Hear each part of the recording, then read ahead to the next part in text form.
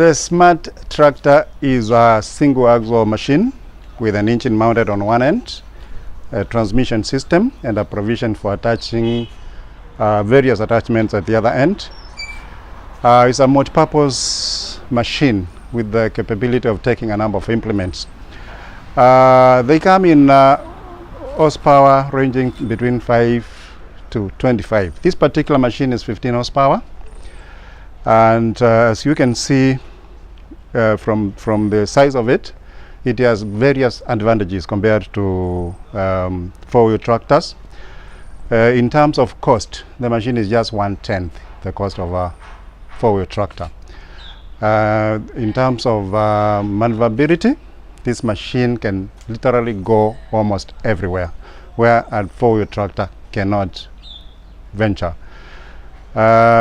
It's also very versatile in terms of maneuvering in small plots. It's actually targeted for farmers with up to 5 acres or 2 hectares, and it's therefore adaptable in a situation where you do not expect a four-wheel tractor to perform or to be economically viable.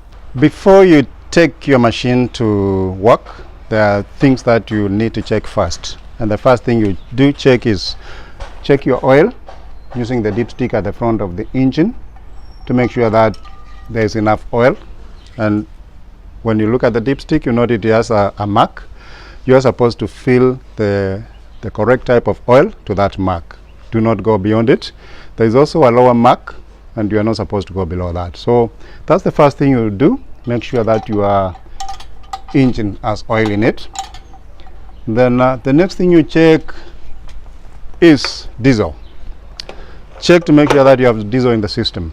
You don't want to start your machine without diesel, without adequate diesel, because you might even suck air in the system, and that will cause other problems. So check to make sure that you got diesel and fill it up with the correct quality diesel. Then you need to check your water. It's very important to make sure that you have your radiator is full. So check and fill it up to the top. Once you are done with that, you need to move on to the transmission and check for oil as well. And the way you do it is, there's a bolt, not usually colored. So you open it up, then you unscrew at the top. You see this bolt, that is where you fill up your transmission oil from. Open it up and fill with correct type of oil. You will notice that the oil that you put in the engine is not the same as the one that you put in the transmission. The engine takes SAE 40 to 50. The transmission will take SAE 70 to 90. So make sure that you fill it with the correct type of oil, and you fill it up until the oil starts coming out from that bolt there. And then you close it and close at the top, and you are sure that your transmission has the correct amount of oil. Once you have checked those your oil, water in the engine and the transmission, you also now need to perform some adjustments and checking the general condition of your machine. The first thing you do is to check all nuts and bolts. When it comes, maybe some things were not tightened properly, and you need to make sure that every nut and bolt is tight. And then from there you can do your adjustments. And the first thing we will start with is adjusting the throttle.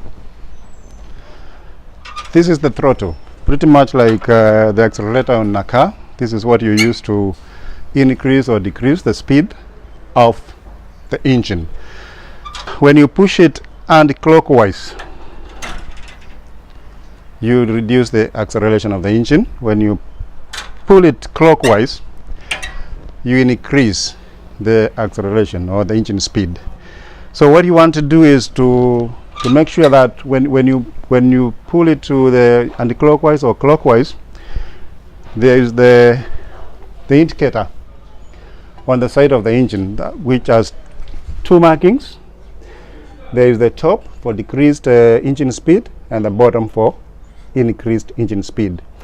When you pull the throttle lever clockwise,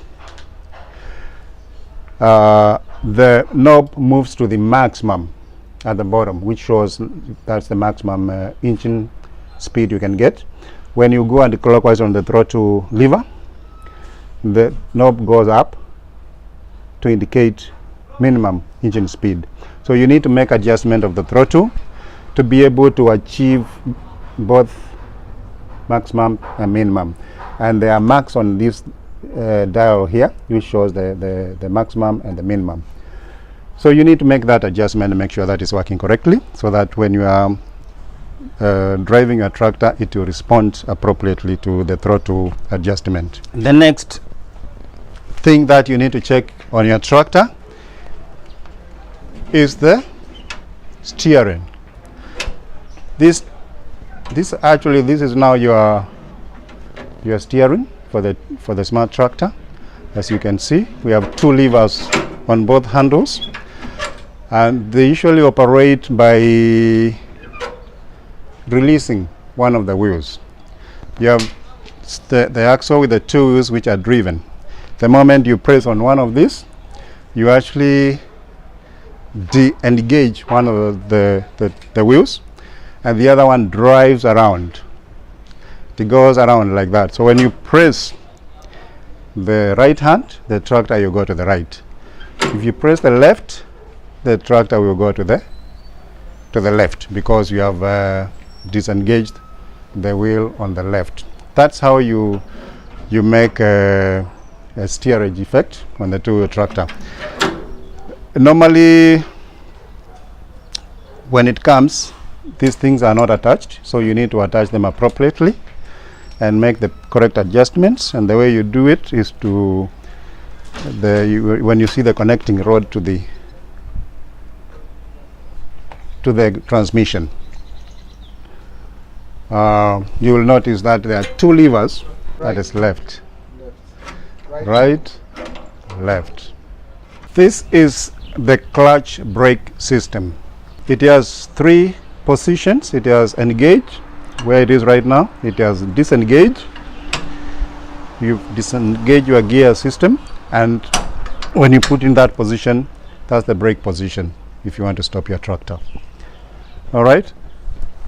So to engage, you need to release it slowly until your tractor starts moving forward. When you pull the clutch to disengage, you will see a movement of some two rods at the end of this rod. The upper one is the clutch system, and when you pull like that, you notice it engages what we call the dog clutch, which transmits power to the transmission. Below it, the other rod is the clutch system, the brake system, sorry. So when you pull to brake, you will see that piece of flat metal there moving. That's how you engage your brake system. So the clutch and the brake system are operated by the same lever. There is the brake position, disengage, then engage slowly, and your tractor will start moving forward. So that adjustment is very critical. You need to adjust it in such a way that when you have on disengage, your tractor stops and is not moving forward. And when you put on brake position, you can feel the effect of the brake. This is the gear shift. As you can see from the dial here, we have provisions for 6 forward speeds and 2 reverse speeds. In that position there, we have gear number 1. You can shift to gear number 2, that position there. You can go to gear number 3. I can go to reverse gear. Notice that when I'm engaging those gears, the gear shift stick is pressed to the bottom, and that's how you get gears number 1, 2, 3 and R1, reverse 1, in low range. When you want to move to the higher gears, then you have to pull the stick, and gear number 1 now becomes your gear number 4. Right, when you are engaging gears, you need to make sure that your clutch system is at disengage. All right, that will allow you to change your gears. And when you want now to move from the low range to a high range, you have to pull the gear shift stick until this knob here is visible. You can see it, and then from there you can move to gear number 4 and then go to number 5 and number 6 on that side. Then when you move up, you are in reverse 2, which is the high range reverse. When you're engaging gears, make sure that your clutch is on disengage. Then you can engage your gear and release your clutch slowly until your tractor starts moving forward, and you can let go. And that is what you do with all the other gears. Every time you engage, you have to make sure that you are on disengage and move on to any other gear system and release your clutch slowly. So you have to do that every time you engage a new gear. Release your clutch slowly until your tractor starts moving forward. The correct way of starting the smart tractor is first to ensure that your clutch lever is on brake position. Make sure that your throttle is in full position by pulling it clockwise 100% to the maximum. Make sure that your gear shift stick is in neutral. You need to check your power system by checking the amp meter to make sure that you have got enough power.